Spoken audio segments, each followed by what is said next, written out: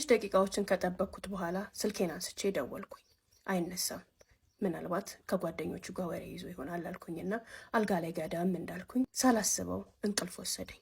በዛ እንቅልፍ መሃል ግን ብንን ብዬ ተነሳሁ። የሆነ ነገር ወረረኝ። ልቤ ደነገጠ፣ ውስጤ ተረበሸ።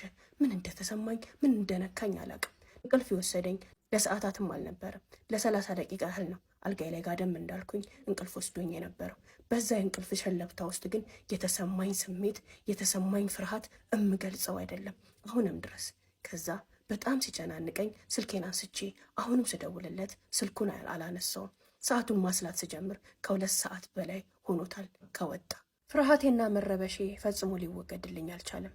ቤተሰቦቼ ምን ሆነው ይሆን አልኩና ወደ እህቴ ደወልኩኝ። በሰላም ገባሽ ስላት አዎ በሰላም ገብቻለሁ። ምን ነው ስትለኝ ሌሊት ስለሆነ የሄድሽው በሰላም መግባትሽን ለማረጋገጥ ነው። ቤተሰብ ሁሉ በሰላም ገብቷል እየጠየኳት።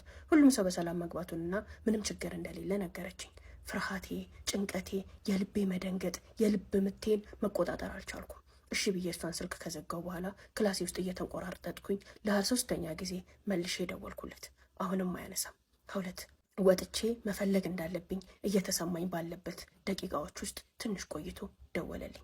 ይቅርታ ስልኬ ሳይለንት ሆኖ ኪሴ ውስጥ ነበረ። ከጓደኞቼ ጋር ነበርኩኝ። ቆየሁብሽ እንዴ? አለቅ ብለውኝ ነው መጣሁ አለኝ። ከትንሽ ቆይታ በኋላ መጣ። እኔ በወቅቱ እንደነገርኩሽ በጣም ፈርቼ ስለነበረ በሩን ቆልፌዋለሁ። በሩ ሲንኳኳ ማንነቱን አረጋግጬ ከፈትኩለት። እሱ ነበረ። ሳየው ሁሉ ነገሩ ምስቅልቅል ብሏል።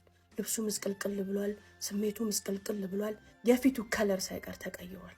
ትንሽ ግራ ተጋባው። ደንገጥ አልኩኝ። የሆነ ነገር እንደተፈጠረ በእርግጥም ጠርጥሬያለሁ።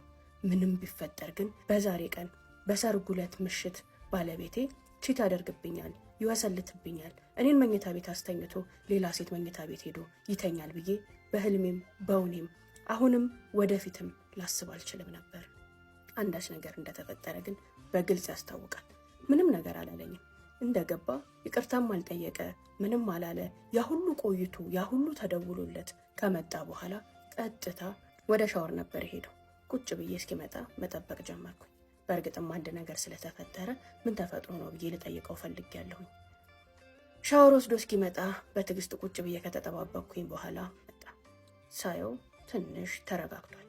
ስሜቱን መለስ ብሏል። የፊቱን ቀይ ከለር ተቀይሯል። ምን ነው ሰላም ነው ወይስ ችግር አለ? ጥሩ አትመስልም፣ ሁሉ ነገር ዝብርቅርቅ ብሏል አልኩት። አይ በጣም ደህና ነኝ፣ በጣም ደክሞኛል። አንቺን አልደከመሽም እንዴ አለኝ። አዎ ደክሞኛል፣ ግን የዛን ያህል አይደለም። ስትወጣ እኮ እንደዚህ አልነበርክም፣ አሁን ግን በጣም ሌላ ሰው ሆነሃል አልኩት። አዎ እጅግ በጣም ደክሞኛል፣ ማረፍ እፈልጋለሁ ብሎኝ ምንም ሳይል ጀርባውን ሰጥቶኝ ጥቅልል ብሎ ተኛ። ግራ ተገባሁ። ምንድን ነው እየተፈጠረ ያለው አልኩኝና በእርግጥ እኔም ደክሞኝ ስለነበረ በዛ ሰዓት ባለመነካካቱም ደስ አለኝ። እንቅልፍ ግን ሊወስደኝ አልቻለም። የልብ ምቴ በጣም ይፈጥናል። ውስጤ የሆነ ነገር የሚነግረኝ አይነት ስሜት ነበር የሚሰማው። በእርግጥ ትርጉሙን ባላቀውም ልቤ በትክክል ሁሉንም ነገር እየነገረኝ ነበር። ያንን የተረዳሁት ዛሬ ነው። በስንት መከራ ሊነጋጋ አካባቢ ትንሽ እንቅልፍ ወሰደኝ። ትንሽ እንደተኛው ነው የንጋቱ ፀሐይ በመስኮት የገባው። ያኔም ተነሳሁኝና ቁርስ እዚህ እናስመጣ እርቦኛል አልኩት። አይ ወርደን ብንበላ አይሻልም? ወርደን እንብላ አለኝ። እሺ አልኩት። እኔ ከክላሳችን እንድንወጣ አልፈለግኩም ነበር። እዛው ቁጭ ብለን ቆንጆ የተባለ ስፔሻል ቁርስ ልክ እንደ አንድ ባልና ሚስት እንደ መጀመሪያ ቀን ቁርስ እንድንበላ ነበር ምኞቴ። አንድ ነገር ግን አሁን ሲገባኝ የተረዳሁት በዛ ወቅት ሙሉ ለሙሉ ከዓይኖቼ እየሸሸ ነበር፣ ከዓይኔ እየሸሸ ነበር። ለደቂቃ እንኳን እኔ እና እሱ አብረን ሆነን ቁጭ እንድንል አልፈለገም ነበር። ዓይኑን ከኔ እያራቀ መንፈሱንም ከኔ እያራቀ አካሉንም ከኔ እያራቀ ነበር። እኔ አልተረዳሁትም እንጂ።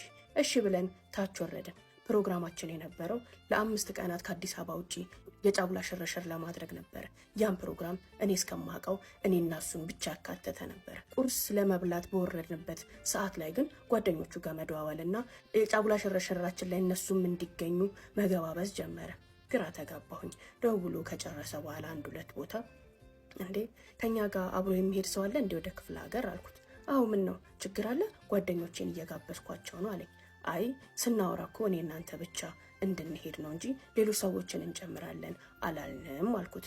ምንም ችግር የለውም ያዳብሩናል፣ እንደውም አንቺም ከፈለግሽ ጓደኞችሽን መጋበዝ ትችላለሽ አለኝ። ያዳብሩናል እንደውም ለትንሽ ደቂቃ ግራ ተጋባሁኝ። ሕፃን ልጅ ነው እንዲያገባሁት? በራሱ ቆሞ በራሱ መደበር፣ በራሱ መደሰት፣ በራሱ ማዘን የማይችል ሰው ጋር ነው እንዴ ልኖር የተስማማሁት የሚል ስሜት ተሰማኝ። ንድድ አልኩኝ። አይ እኔ እንኳን ማንንም መጋበዝ አልፈልግም፣ ማንንም አልጋብዝም፣ አንተ እንደፈለግ አልኩት። ምነው ይደብርሻል እንዴ? ደበረሽ እንዴ አለኝ። አይ ችግር የለውም፣ አንተን ካስደሰተ የፈለግከውን ነገር ማድረግ ትችላለህ። እኔ